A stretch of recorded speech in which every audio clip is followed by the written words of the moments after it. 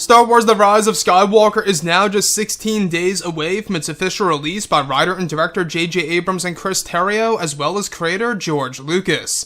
This is Mike Zero. Make sure to subscribe if you're new to the channel for future Star Wars content.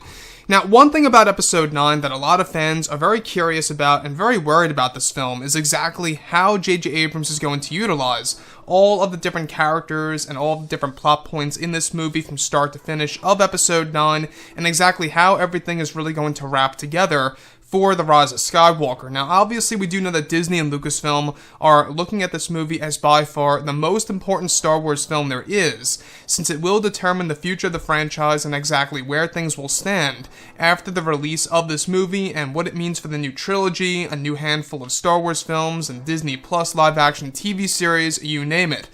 So, one thing about the third act and the first act of Episode 9 that is rather surprising has all to do with, of course, characters like Palpatine and Kylo Ren and a whole lot more. And specifically, what's really intriguing about all of this within those specific acts of Episode 9 is that shot descriptions consisting of a sequence where it's explained that both Kylo Ren and Palpatine are said to be inside of his throne room within the first act of the film.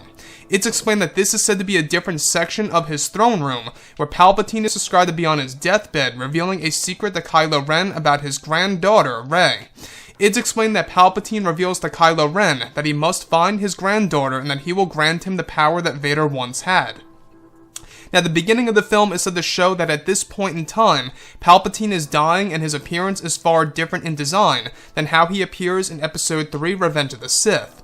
It's said that later on in the third act of the film, when Rey is said to find Palpatine inside of his throne room, is that he is hooked up to a large crane machine where his arm is said to be inside of a large mechanical device. Palpatine's arm is described to be hooked up to a large mechanical arm piece that almost gives the appearance of Palpatine having a robotic arm. This is said to be what flows the energy from the Snoke clones into his body that he needs to survive, and that Palpatine's crane machine hovers over his throne inside of his throne room when confronting Rey. It's explained that Palpatine is able to create the dark Rey visions within Rey's mind in the film, where it's said that the scene is said to establish that Palpatine reveals that he is indeed her grandfather, and is described to echo how Vader tells Luke that he is the father. However, Palpatine does this in a far different and creepy way that fans will find to be quite surprising. It's said that additionally, one of the other segments in the film is said to involve a moment in which Palpatine is able to create a Force Storm by using the power of the Beyond. It's explained that this Force Storm technique that Sidious uses is said to destroy the First Order completely and even cripple the Resistance during their battle over the world of Exegol. Palpatine is said to even drop references of Darth Vader and Luke, and how the father saved the son leaves him to believe that Rey will join the dark side through his family bond. Of the sequence is actually said to involve a moment in which Palpatine uses the Force Conduit technique that Sidious uses against both Rey and Ben Solo, is actually said to be connected to the spiritual realm. It's explained that the spiritual realm is what powers the Force Drain ability for Palpatine to rejuvenate himself, where one of the shots in the film, is actually said to show Palpatine's face getting younger with every second that passes by. So let's go over a couple of parts about this. Now, we do know that The Rise of Skywalker is going to have a lot of surprising elements just like this that's going to take fans by surprise, where we do have moments between Palpatine, Rey, Kylo Ren, you name it, that's going to reshape the franchise. Now, with that being said, The Rise of Skywalker is going to be a very important film. It's going to answer a lot of the burning questions from The Force Awakens, as well as introducing new questions at the very beginning of this movie that will be answered at the very end of Episode 9.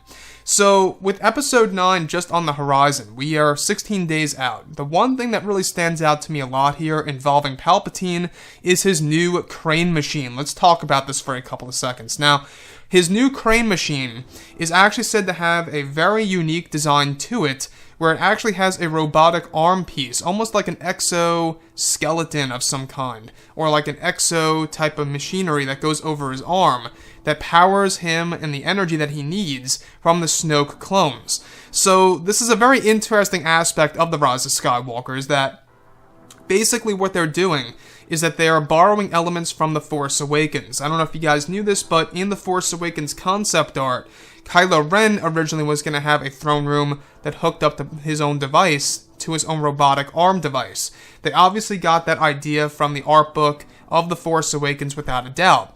So this particular scene, to me what really stands out a lot here is that this is actually said to be a moment in which we have the Rise of Skywalker introducing, Palpatine, how he's hooked up to this machinery, how he's got like this exoskeleton or this like exosuit over him that allows him to live because it's actually providing him an energy source to live an extended life after the events of Return of the Jedi. And obviously the Force Conduit technique, let's get on to this. Now, what's exciting about the Force Conduit technique is that this actual power is actually said to be connected to the spiritual realm, where the Sith wraiths, the Sith spirits actually live in.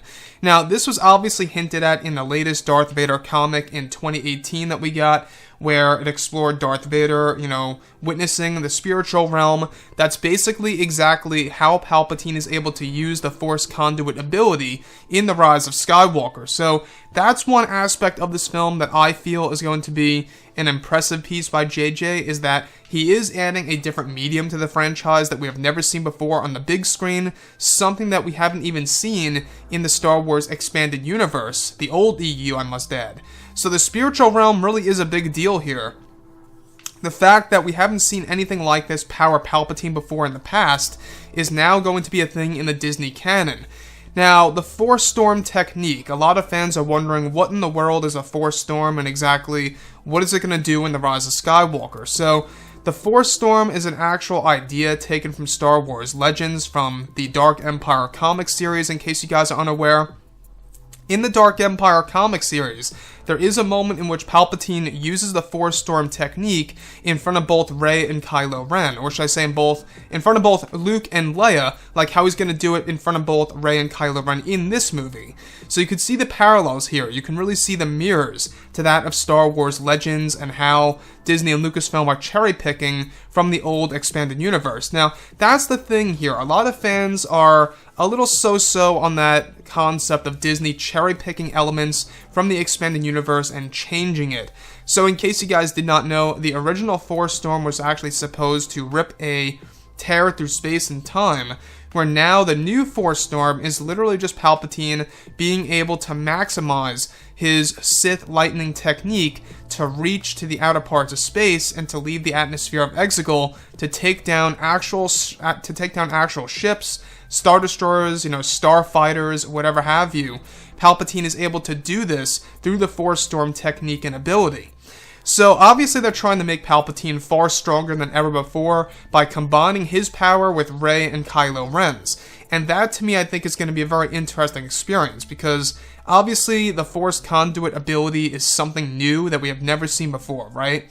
Where he's going to be able to use both Rey and Ben Solo as an energy source, like a battery if you will, almost like a dyad, where this is actually going to be the moment in which Palpatine is able to rejuvenate himself. There's even going to be a shot in the movie that allows him to actually become younger. Now, we're not quite sure exactly how young he's going to become, or exactly what the appearance is going to look like, other than the fact that we do know it's going to be like as if he appeared in Revenge of the Sith. Does that mean before the injuries or after the injuries? We're not quite sure.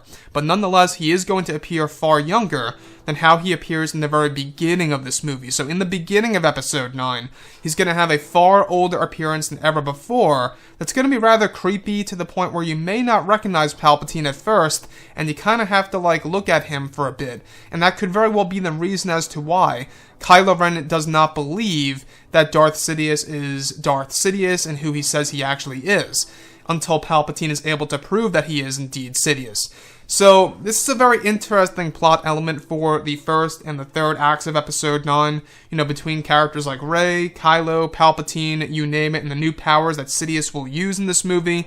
So I would like to hear what you guys have to say about the third act of Episode 9, and also the first act, and what you think about all of it together. And if you guys did enjoy the content for today, do make sure to drop a thumbs up on this video to support the channel. I thank you all so very much for the kind support, and I'll catch you guys next time.